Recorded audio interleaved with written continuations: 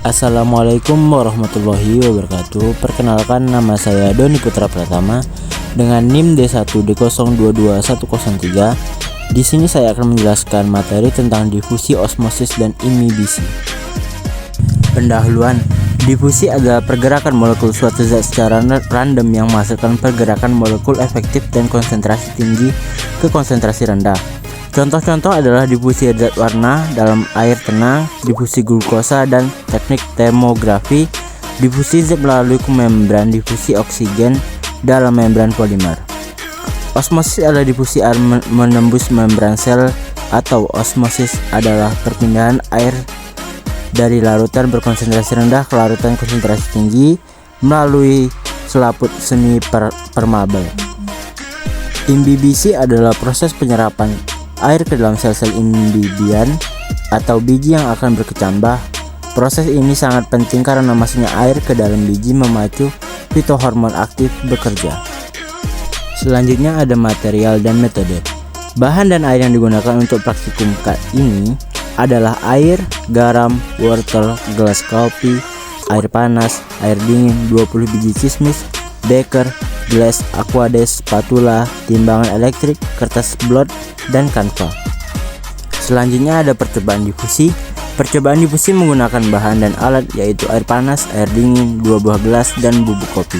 Gelas pertama diisi dengan air panas dan gelas kedua diisi dengan air dingin yang kemudian dimasukkan 2 sendok bubuk kopi.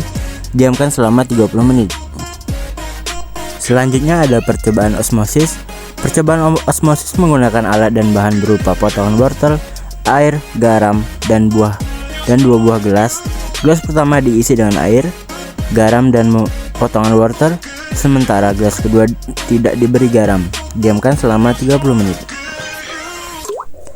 Yang ketiga adalah percobaan imbibisi.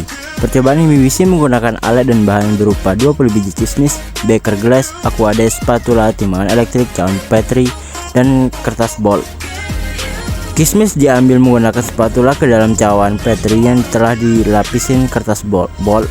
Setelah menggoreng, timbangan kembali biji kismis rebut untuk diketahui berat akhirnya. Dan kesimpulan yang telah kita dapat dalam praktikum kali ini adalah berdasarkan pada percobaan ini telah dilakukan uji difusi yang bertujuan untuk mengetahui dan mengamati proses difusi yang terjadi. Hasilnya membuktikan bahwa suhu merupakan salah satu faktor penyebab difusi.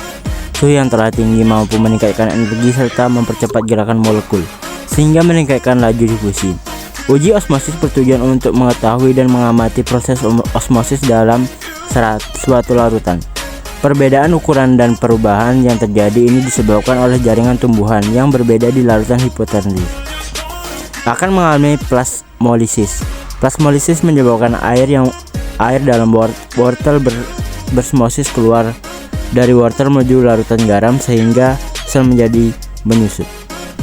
Penambahan berat biji kismis terbukti terjadi menyerap air pada kismis karena kemampuan dinding dan plasma sel biji untuk menyerap air dari luar sel.